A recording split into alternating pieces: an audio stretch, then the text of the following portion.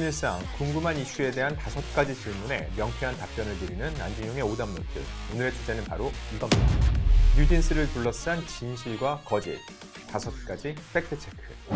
민희진 전 대표의 입장문 내용을 바탕으로 팩트체크를 해보려고 하는데요. 저와 하이브 간의 소송은 뉴진스와 전혀 관계없는 별개의 소송입니다 라는 입장은 어떻게 봐야 할까요? 자, 일단 민희진 전 대표의 입장문을 통해서 팩트체크를 해보려 하는 건 현재 어도어와 뉴진스 멤버들 간에는 최대한 외부의 일을 알리지 않고 이야기가 진행이 되고 있죠. 현재 어떤 입장을 내고 있는 건 민희진 전 대표밖에 없습니다. 그렇기 때문에 그의 내용을 통해서 한 번쯤 팩트체크를 해보는 게 의미가 있다고 판단을 했고요.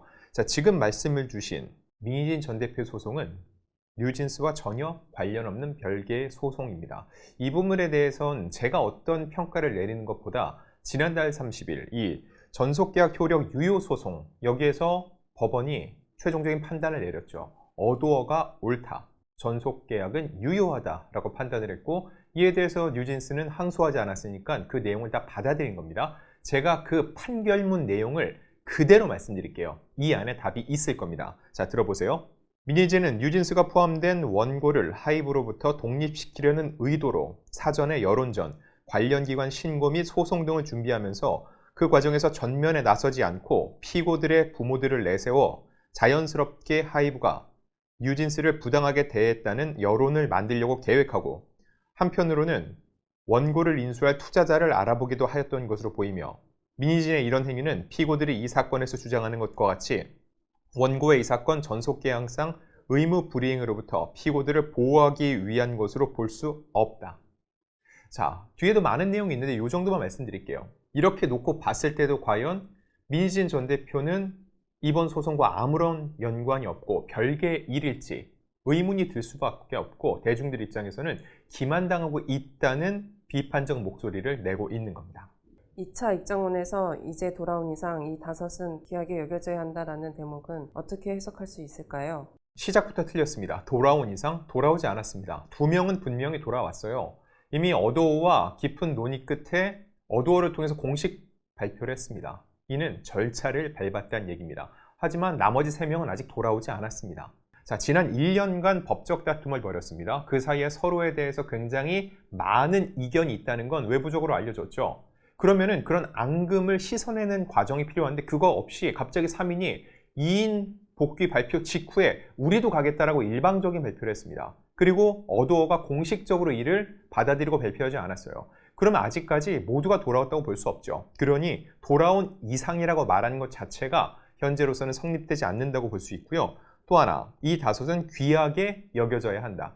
이 얘기는 저는 어느 정도 수긍을 합니다. 왜냐하면 일단 분쟁은 분쟁이고 인격체로서, 사람으로서, 그리고 그들이 어느 정도 존중받아야 된다, 이거는 인정을 합니다. 다만 존중받기 위해서는 그 전에 선결 과제가 있습니다. 뭘까요? 사과입니다. 이거는 뉴진스 멤버 5명 모두, 그리고 민희진 전 대표까지 포함될 수 있는데, 일단 1차적인 법원 판결로 어도어는 잘못하지 않았다, 그리고 뉴진스와 민희진 전 대표의 주장이 어불성설이라는 것을 사실상 법원에서 말해주고 있죠. 그러면 지금까지 이런 일이 불거지고 굉장히 사회적으로 큰 피로감을 준 거에 대해서 대중들에게, 그리고 그들을 지지한 팬들에게도 한 번쯤은 정식으로 사과할 필요가 있는데 아직까지 그렇게 하지 않고 있다는 거죠.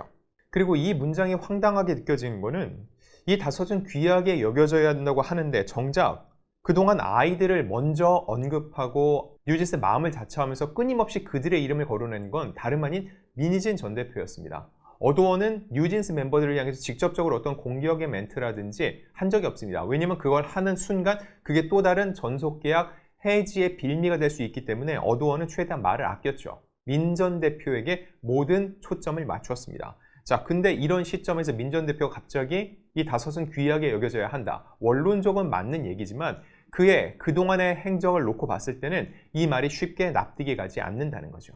역시 2차 입장문 내용인데요. 본질은 나를 겨냥한 것이지만 그 과정에 아이들을 끌어들이지 말길이라는 부분에 대한 갑론을박도 치열하죠. 자, 이 부분은 제가 볼 때 반만 맞고 반은 틀립니다. 일단 본질은 나를 겨냥한 것이다, 이 부분은 전 맞다고 봅니다. 앞서도 말씀드렸다시피 어도어는 모든 초점을 민희진 전 대표에 맞추고 있습니다. 민희진 전 대표로 인해서 이 일이 불거졌다라고 주장을 하고 있는 거죠. 자, 그런데 그 과정에서 아이들을 끌어들이지 말길이라고 얘기했는데 이건 앞서 말한 것처럼 민 전 대표가 뉴진스 멤버들을 가장 많이 거론하고 여러 가지 의혹들을 제기해 왔다는 거죠. 자, 그리고 또 하나 중요한 거.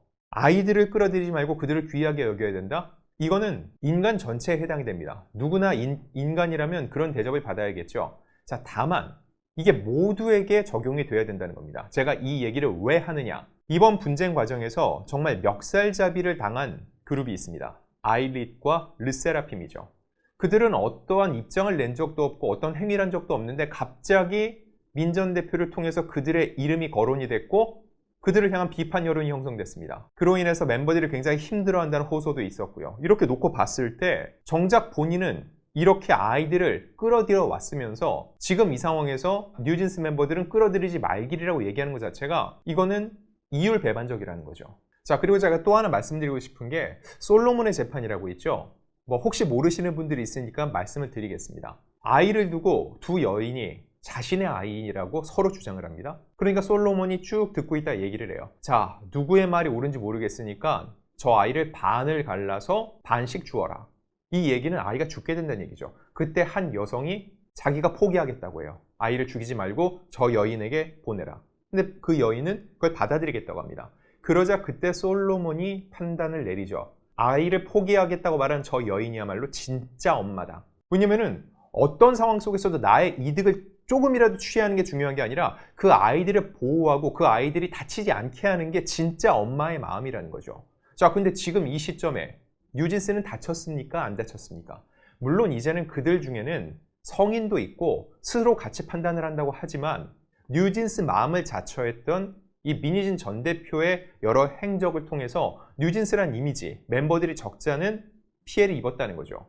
그렇게 놓고 봤을 때 이 솔로몬의 재판 안에서 민희진 전 대표는 과연 어느 엄마에 해당되는지 이거는 각자의 판단에 맡기겠습니다. 노영희 변호사가 전한 왜 어두워는 3대 1함 분리구조를 만들어서 일부는 받고 일부는 안 받는 식으로 했을까라는 민 전 대표의 입장은 어떻게 바라봐야 할까요? 저는 이 말이 가장 말이 안 된다고 생각을 합니다. 왜 어두워는 3대 1한 분리구조를 만들었나? 어두워는 이 구조를 만든 적이 없습니다. 자, 3대 2라는 구도 자체가 맨 처음에 2명이 먼저 돌아왔고 3명은 아직 어도어와 합의를 보지 못해서 돌아오지 못했기 때문에 그런 구도가 형성이 됐던 거였죠. 애초에 2인이 받아들였던 그 협의사항을 3인도 똑같이 받아들였다면 이런 일은 없었겠죠. 이거는 물론 3인이 주장한 게 옳을 수도 있기 때문에 무작정 안 받아들인 3인이 잘못됐다고 얘기는 할 수 없습니다. 적어도 3대2 구도를 어도어가 일부러 만들었다? 이 문장 자체가 성립될 수는 없다는 거죠. 자, 그럼 2대3 구도는 누가 만든 것인지 그걸 한번 들여다보면 일단 지난 12일 2인의 복귀 발표 전에 5명 멤버 모두 어도어와 이야기를 나눈 건 사실입니다. 그 중에서 2명은 합의에 이르렀고 3명은 이르지 못했죠. 자, 그런데 정확히 11월 14일 자정이 항소 데드라인이었습니다. 그러니 그 전에 어도어는 모든 걸 마무리하고 발표를 하려고 했던 거였죠. 그래서 12일날 발표가 있었는데 그 직후 불과 2시간여 정도 지난 후에 3명이 법무법인을 통해서 일방적으로 우리도 돌아가겠다고 얘기를 합니다. 그 사이에 어도어와 연락을 취했는데 답이 없어서 부득이하게 입장을 낸다고 했는데 1년 가까이 시간이 있었습니다. 10월 30일 판단이 나오고 2주 가까이 시간이 있었어요. 그리고 나서 긴 기다림의 시간이 있었죠. 근데 2인이 돌아온다고 발표한 이후에 불과 한두 시간 정도도 기다리지 못하고 그냥 우리가 일방적으로 부득이하게 발표를 한다. 이거를 납득할 수 있는 사람이 과연 얼마나 있을까요? 이렇게 놓고 봤을 때 애초에 입장문이 나올 때 우리도 돌아가겠다고 어도어의 입장을 전달한 상태입니다. 아직은 어도어의 답을 받지 못했습니다. 이 정도까지 뉘앙스만 됐어도 대중적인 반감이 이렇게 크지는 않았을 거예요. 근데 그 3인의 입장문 안에는 또 어도어를 탓하는 뉘앙스가 포함되어 있죠. 어도어한테 입장을 보냈는데 회신이 안 와서 부득이하게 우리는 이렇게 할 수밖에 없었어. 귀책 사유가 어도어에 있는 것처럼 얘기를 하고 있는데 그게 아니라는 겁니다. 10월 30일 판단은 어도어가 이겼지 뉴진스 멤버들이 이기지 않았습니다. 패소한 입장이라는 거죠. 그런데 지금까지 나오는 얘기들을 보면은 그 3인이 또다시 어도어에게 무언가를 통보하는 모양새가 되고 있기 때문에 대중적 지지도 받지 못하고 있는 상황인 겁니다. 마지막으로 5인조 뉴진스 존속 가능할까요? 5인조 완전체 뉴진스를 계속 볼 수 있을까? 이게 궁극적으로 많은 이들이 궁금해하는 대목일 겁니다. 그건 저 역시 마찬가지고요.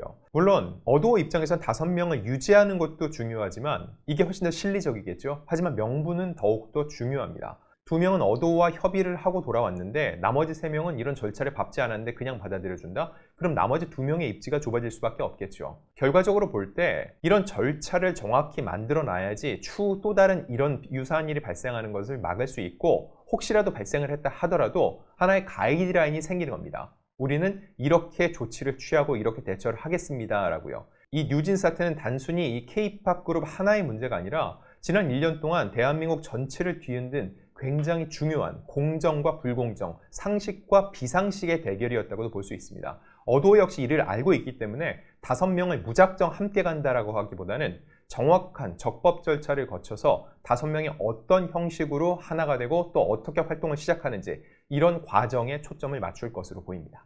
안진용의 오답노트, 다음엔 더욱더 유익하고 재미있는 이야기로 돌아오겠습니다.